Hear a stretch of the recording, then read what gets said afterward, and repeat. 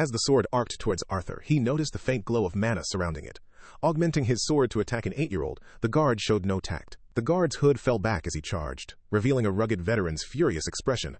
Arthur clearly saw the horror on the faces around them. The twin horns desperately tried to reach the guard to stop him from cleaving Arthur in two.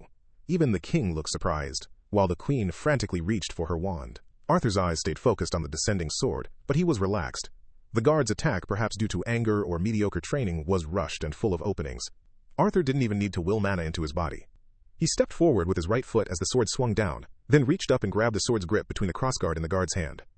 Arthur pivoted on his right foot, using the swing's momentum, his body parallel to the guard's. The reinforced sword whistled harmlessly through the space where Arthur had just been, creating a small fissure in the ground and embedding itself. In one smooth movement, Arthur quickly struck the guard in the jaw, which he hadn't guarded with mana. Combined with the downward movement from the swing, Arthur's upward punch created an impact much stronger than he'd expected. The guard grunted lowly before crumpling. Arthur's attention immediately turned to Sebastian. As Arthur had expected, the man was silently muttering a spell, his beady eyes locked intently with Arthur's. Sebastian thought, "That impudent brat. He needs to learn his place." When the king asked for something, it wasn't a request, it was an order. How dare the boy not only refuse, but even reprimand the king? Such an insolent child didn't deserve an equal's contract. Sebastian's own family were conjurers, elite mages, yet even he didn't have a contract with a beast. Sebastian thought, but even at his young age, he had a beast capable enough to form an equal's contract? That meant the beast was at least an A-class. Sebastian ground his teeth in frustration. Sebastian thought, I deserved a bond as magnificent as the steed that beast would grow to become. And yet he refused me? He refused the king? Insolent peasant, you dare insult the king and his family? Harry roared, charging towards the child, brandishing his sword. Sebastian thought, yes, kill that brat. Augmenters did have their uses at times. He believed that after the boy was dead, the black mana beast would rightfully be his. Yet before Sebastian could even start cheering for Harry, the guard had been knocked out. Sebastian thought, what the hell? Sebastian had no idea how Harry, that useless half-witted fool, managed to get knocked out. But it was clear Sebastian would have to handle the kid himself. As Sebastian began taking out his staff, he realized the boy was walking toward him. Sebastian had to hold back a laugh. Sebastian thought, he's actually coming toward me. Is he asking to die? He didn't care at this point. Vincent, the non-mage, was a close friend to the king, but Sebastian figured he'd get off with just a light punishment for killing an insignificant brat. Sebastian thought, whatever bothersome punishment the king decreed would be well worth it if it meant getting my hands on that mana beast. Sebastian began silently chanting a spell, growing more irritated as the boy continued to approach. Sebastian thought, was he such a fool that he couldn't tell that he was about to die? However, a twinge of unease formed in Sebastian's stomach. This boy, with no background or power to save him, had such confidence. Sebastian wondered, why did I feel like this brat, only half my height, was somehow looking down at me, as if he were the superior one? Yet, much stronger than his unease, was the harsh contempt Sebastian felt for the boy, having something he had searched so hard for. Sebastian thought, it was as if he was trying to make me want to kill him. The boy stopped in front of Sebastian, just as he was about to finish his fire spark spell.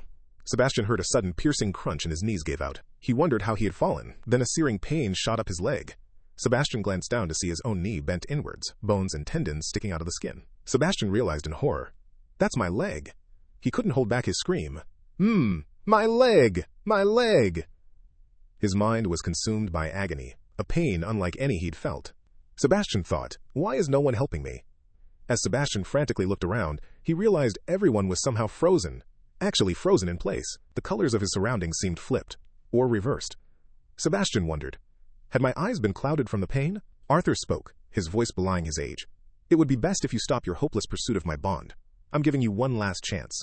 The manner in which the boy spoke made Sebastian completely forget his age.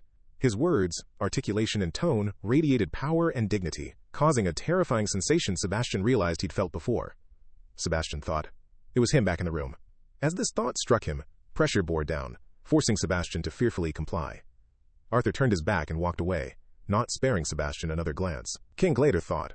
While the implication of his response to a sovereign king was provoking, this 8-year-old's reasoning and argument fascinated me. King Glader mused. Even though Sebastian was a loyal guard who had served us for decades, it was beneath me to demand that this child give up his pet.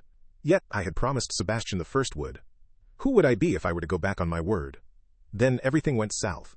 King Glader wondered, did the Royal Night Guards only amount to this much? To rush in simply because of an 8-year-old's provocation? He hadn't brought his personal Templar Knights, thinking there wouldn't be any trouble, and couldn't have foreseen the day's events. Although surprised, King Glader quickly composed himself. King Glader thought, What's done is done. If a royal guard were to kill this child, the public might pity him and his family for a couple of days, but ultimately the blame would lie with the child's parents for getting in my way. It was a pity Vincent was friends with the family. Cutting ties with the auction house owner could turn out to be a bit inconvenient in the future. Yet, against all expectations, the boy had deftly knocked out King Glader's royal guardsmen, displaying movements as impeccably executed as a Templar Knight's. King Glader thought, "What a fool. How inexperienced did a professional guard have to be to forget to even reinforce his body? The only service he was doing was giving the Royal Knights of Sapin a bad name." After a strange silence, King Glader turned to look at his wife. She was staring, wide-eyed, at something behind him. King Glader was astonished to see Sebastian on the ground clutching his left leg. Several bone shards stuck out of the limb, and Sebastian glared daggers at the boy. The conjurer fumbled for his staff. Grabbing it, he pointed it at the boy and began mumbling a spell. "Enough, Sebastian," King Glader roared. He thought, did the ignorant fool not realize that all this stemmed from his greed? Greed for a child's bond? King Glader grabbed Sebastian's staff and snapped it in half. Sebastian stared at him in shock, like a pathetic ingrate, as if King Glader had betrayed him. "Stand down. This matter is over," King Glader growled menacingly, locking eyes with Sebastian. King Glader thought, he was in the presence of a king. No matter how accustomed he had become to that, I could still end his life on a whim. Perhaps I needed to remind him of that. No sooner had King Glader finished the thought than the boy fainted. His family and the Helsties rushed towards him. King Glader sighed. Settling this incident would be tiresome. He could see the boy's family and friends struggling not to lash out. King Glader thought, wise of them to know their place in front of their king. Thinking about the trouble caused and what it would take to deal with it, King Glader took a deep breath. "I imagine the boy needs to be treated. Please excuse yourselves. We can settle this matter at another time," he announced. He guided his wife and children outside, leaving the two pathetic clowns, once royal knights, to be picked up by their teammates. Arthur thought, "Gah! My head." Arthur pried open his eyes, curious about his location, but everything was blurry. As his vision cleared, he carefully turned his head. He was in his room. Cue! Sylvie woke up almost immediately and began licking Arthur's face. "You're awake! You're awake!" she chirped, her tail wagging fiercely. Oh, you're finally awake!" Arthur's mom rose from where she had been leaning against his bed. "The doctor said you probably fell unconscious from shock and that you'd wake up soon. However, I don't think 8 hours is soon." She gently ran her fingers through Arthur's hair, smiling softly. Her red eyes showed she'd been crying. A bitter taste filled Arthur's mouth. Regret over making her worry again. "What happened after I passed out?" Arthur willed himself to sit up, placing the excited Sylvie on his lap. His mother replied, "We all left shortly after you passed out. No one was in their right state of mind, and the king excused himself first. Your father is downstairs in the living room with the king's representative, discussing what happened." Her eyes were wet with worry. Arthur nodded and got out of bed. His body felt heavy from using the first phase of Sylvia's draconic will, so he limped slowly behind his mother as she checked on Ellie, asleep in her room. As they went downstairs, Arthur heard his father's voice and the hoarse voice of an elderly man, presumably the royal representative. Upon seeing Arthur, the representative stood, bowed slightly, and carefully checked him for injuries. Arthur's father, whose back was turned, looked when the old man rose. "My son, you're awake!" His father hurled himself over the couch and wrapped Arthur in a bear hug. "Yeah, Dad, I'm fine. What are you guys talking about?" Arthur asked. "The king's representative came by with a few gold coins as a token of apology from the king. For the small incident," Arthur's father answered through clenched teeth. "Mr. Lewin, His Highness has also ordered me to inform your family that both guards who attacked your son Arthur have been relieved of their positions," the representative added calmly. "For almost killing my son, the king gives them a slap on the wrist, then waves them goodbye?" Arthur's father was livid. "Father, it's all right. Look, I wasn't hurt. Let's just end the matter," Arthur said, squeezing his father's hand reassuringly. Arthur thought, the king seemed like a decent enough character, but in times like this his priorities lay elsewhere. The representative looked at them matter-of-factly, as if it was a given that the king's actions were right. Letting out a sigh, Arthur took a seat. Arthur thought, I'm too tired for this nonsense. Trying to change the subject, Arthur asked about Sebastian, wondering if he'd said anything. What happened to that conjurer? The one whose knee got broken. The representative said, the conjurer, Sebastian, has been stripped of his position, and the injury he sustained is currently being treated. If it is of any consolation, he will not be treated by emitters due to the mysterious cause of the injury. Our experts hypothesized that the mana the first knight attacked Arthur with may have ricocheted and hit Sebastian's knee. Arthur just shrugged. The matter seemed to settle more easily than he'd expected. Arthur's father, impatient with the representative, showed the man to the door, then turned and grinned at Arthur. Good job knocking out that augmenter. That's my son. He put his fist out, and Arthur promptly pounded it with his own, smiling. Where are the twin horns, anyway? I thought they'd be here, Arthur asked. Arthur's mother answered with a dry laugh. We had to keep them away from this. Otherwise, they might have really become wanted criminals.